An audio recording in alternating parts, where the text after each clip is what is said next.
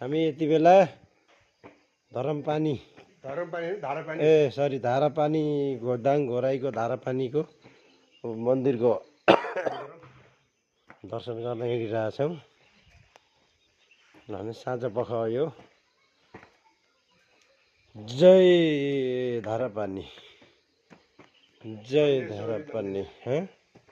पाण्डेश्वरी मन्दिर की जय हो। 108 वटा शिवलिङ्ग मूर्ति भएका 108 गौमुखी धारा भएका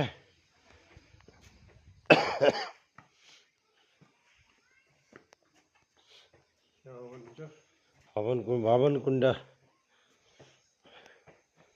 विभूति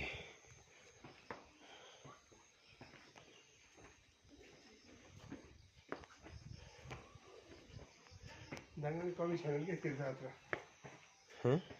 थुप्रो छ कि